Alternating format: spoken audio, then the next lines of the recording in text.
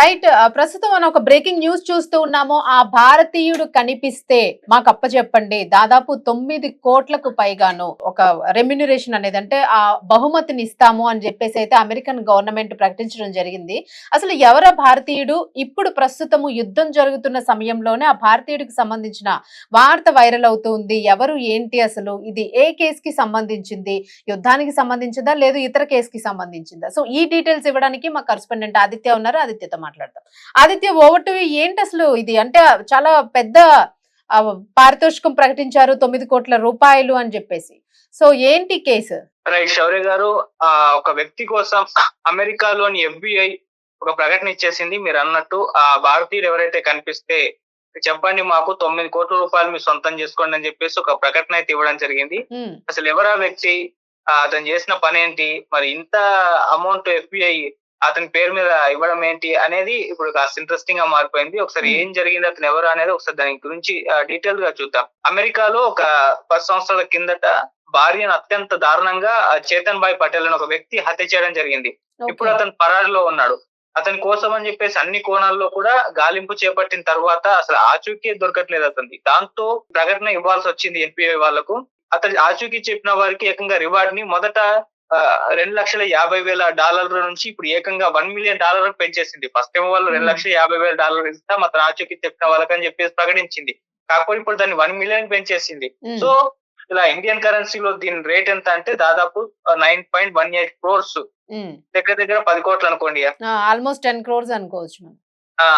అంతేకాదు FBI top 10 most wanted జాబితాల్లో కూడా ఇప్పుడు ఇతని పేరు నిలిచిపోయిందని చెప్పుకోవాలి. సరిగ్గా 2015 ఏప్రిల్ 12న మేరీలాండ్ లోని హానోవర్ లో ఓ డంకెన్ డొనేట్ షాప్ లో భద్రేష్ కుమార్ అతని భార్య పాలక్ పటేల్ నైట్ డ్యూటీ లో అయితే ఉన్నారు.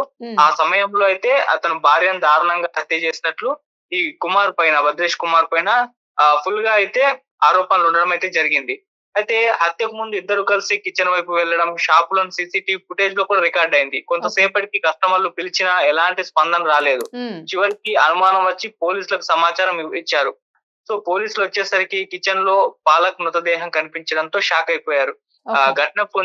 ఘటనకు ముందు కొన్నాళ్ళుగా భారత్ వెళ్లిపోవాలని చెప్పేసి ఆమె పాలక్ కోరింది.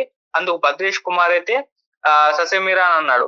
ఈ క్రమంలో ఇద్దరి మధ్య గొడవలు తీవ్రమయ్యాయి. ఘటన జరిగిన రోజు పాలక్ తన ఫ్యామిలీతో ఫోన్ లో మాట్లాడుతుంది. ఆ సమయంలో గొడవ జరిగి ఈ హత్యకు జారదీసిందని చెప్పేసి FBI అధికారులు అయితే చెప్తున్నారు. హత్య తర్వాత నిందితుడు అపార్ట్మెంట్ కు వెళ్లి కొన్ని వస్తువులు, నగదు తీసుకొని న్యూజెర్సీలోని నెవార్క్ ఎయిర్పోర్ట్ సమీపంలోని ఒక హోటల్ కూడా వెళ్ళినట్టుగా వాళ్ళకి ఆధారాలు దొరికాయి. మరుసటి రోజు అక్కడ నుంచి నెవార్క్ పెన్ స్టేషన్ కి అయితే వెళ్ళిపోయాడు. సో అప్పటి నుంచి కూడా ఇతను ఆచూకీ అయితే లభించడం లేదు. ఘటనకు సంబంధించి 300కు పైగా ఆధారాలు అయితే లభించాయి. కానీ భద్రేష్ కుమార్ ను పట్టుకోలేకపోవడం అయితే జరిగింది. సో రివార్డు ప్రకటనతో ఇప్పుడు పాలక్ న్యాయం జరుగుతుందని చెప్పేసి అటు అధికారులు కూడా ఆశిస్తున్నారు. టీచర్ కావాలని కలలుగన్న పాలక్ ని ఆమె కుటుంబం ఎంతగానో మిస్ అవుతుందన్నారు. నిందితులను పట్టుకోవడానికి ప్రజల సహాయం అవసరం అని చెప్పేసి అధికారులు చెప్తున్నారు. దాంతో ఇప్పుడు అతన్ని పట్టుకోవడానికి ఇలా ఇంత 9 కోట్లు అయితే ఆఫర్ అయితే చేయడం జరిగింది. మరి అతను ఆచూకీ ఎప్పుడు దొరుకుతుందో చూడాలి. ఆధారాలు అయితే బలంగా ఉన్నాయి అతని పట్ల. మరి అతను అక్కడే ఉన్నాడా, లేకుంటే వేరే దేశం ఎక్కడికన్నా పారిపోయాడా, ఎక్కడన్నా తలదాచుకుంటున్నారా, ఎవరికన్నా ఆశ్రయం ఇస్తున్నారా అతనికి అనేది బిగ్ క్వశ్చన్స్ అని చెప్పుకోవాలి. మామూలుగా ఇట్లాంటి FBI రంగంలోకి దిగిందంటే తొందరగానే కేసులు క్లోజ్ చేసేస్తుంటుంది. మరి ఇది అయితే కాస్త జాప్యం జరిగింది. మరి అతను దొరకట్లేదు. సో అతన్ని పట్టుకునేందుకు ఇప్పుడు ప్రజల సహకారం కూడా కోరుతూ అతన్ని పట్టిస్తే ఇంత ఇస్తామని చెప్పేసి ఆఫర్ చేశారు. చూద్దాం మరి ఎప్పుడు దొరుకుతాడో లేదో. మరి ఎవరైనా పట్టించి నగదు బహుమతిని సొంతం చేసుకుంటారో ఇది మనం వెయిట్ అండ్ సీ అని చెప్పేసి చూడాల్సిన పరిస్థితి.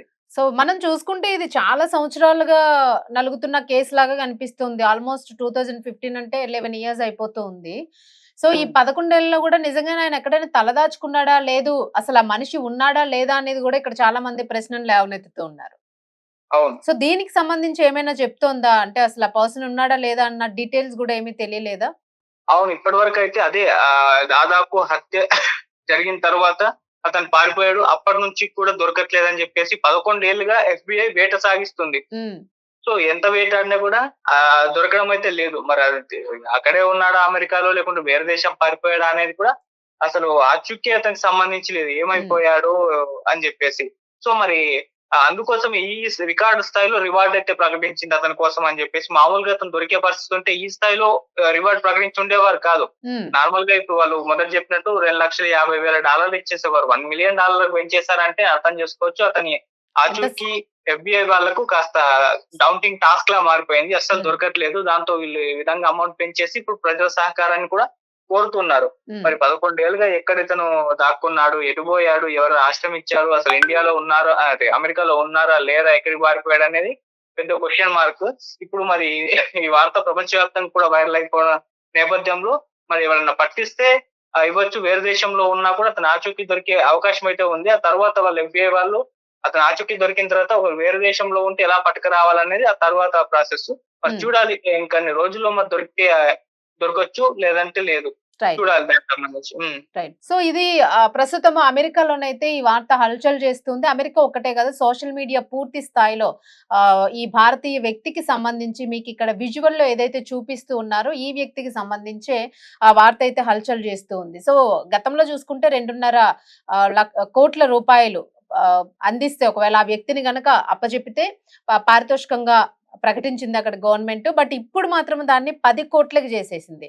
సో అసలు డబుల్ కాదు కదా, చాలా హై పర్సంటేజ్ అయితే వాళ్ళకి ఇవ్వడం జరుగుతుంది అని చెప్పేసి అయితే చెప్పింది. మరి ఈ ఫోటోలో ఉన్న వ్యక్తి నిజంగానే ఎవరికైనా అంటే ఇండియాలో తలదాచుకున్నాడా, లేదంటే ఇండియా వచ్చేసాడా, ఏవైనా ఇతర ప్రయాణ సౌకర్యాన్ని పట్టుకుని, లేదు అని అనుకుంటే ఇంకా ఏదైనా అదే దేశంలోనే ఎక్కడైనా తలదాచుకున్నాడా. బట్ 15 years కి పైగా ఈయన తలదాచుకున్నాడు అని అంటే మాత్రము వాళ్ళకి మైండ్ బ్లోయింగ్ గా ఉంది. అక్కడ ఉన్న గవర్నమెంట్ కి కూడా ఇది ఒక పెద్ద కీలకమైన కేసుగా మారిపోయింది. ఈవెన్ FBI కూడా ఇందులోని ఇంట్రాగేషన్ లోనే ఎంటర్ అవ్వడం జరిగింది. సో ఈ కేసుని ఎట్టి పరిస్థితుల్లోనూ ఛేదించాలంటే ఒక ఫెయిల్యూర్ కేసు లాగా దీన్ని వదిలేయకుండా దాదాపు 300కి పైగా ఆధారాలతోని ఈ కేసుని అయితే పట్టుకునే ప్రయత్నం అయితే చేస్తూ ఉన్నారు. సో 300కి పైగా ఆధారాలంటే ఇది ఎంత కీలకమైన కేసు, వాళ్ళు ఇన్ని సంవత్సరాలు కూడా ఎంత కష్టపడి ఈ డీటెయిల్స్ ఎవిడెన్సెస్ అన్ని కూడా వాళ్ళు సేకరించుకున్నారు అనేది కూడా మనకి కేసులో క్లియర్ గా అర్థమవుతుంది. అయితే దీనిలో తమ భార్యని హత్య చేశాడు. సో ఎందుకు హత్య చేశాడు, ఏంటి, ఇంకా ఇతర ఏమేమి ఎవిడెన్సెస్ ఉన్నాయి దానికి సంబంధించి అనేక భయానక విషయాలు కూడా బయటపడే అవకాశాలు ఉన్నాయి అని చెప్పేసి అయితే అక్కడ మీడియా కూడా ప్రచురిస్తూ ఉంది. సో ఈ కేసుకి సంబంధించి అయితే మాత్రం మరిన్ని డీటెయిల్స్ అయితే రావాల్సి ఉంది. మరి ఎక్కడైనా నిజంగానే ఈ వ్యక్తి తారసపడితే ఖచ్చితంగా 9.5 కోట్ల రూపాయలు, ఇంచుమించు 10 కోట్ల రూపాయల భారీ పారితోషికం అయితే ప్రకటించింది గవర్నమెంట్. సో ఇది ఎవరు సొంతం చేసుకుంటారు, నిజంగానే పర్సన్ బతికే ఉంటే, బ్రతికున్న వ్యక్తిని ఒకవేళ అప్పచెప్పగలిగితే మాత్రం నిజంగానే అది చాలా అదృష్టంగా భావించవచ్చు. అలాగే అలాంటి క్రిమినల్ బయట తిరగడం కూడా మంచిది కాదు కాబట్టి అది ఒక రకంగా మంచి జరుగుతుంది అని చెప్పేసి అయితే అందరూ అనుకుంటున్న పరిస్థితి ప్రస్తుతం సోషల్ మీడియాలో ఇదైతే వైరల్ అవుతుంది.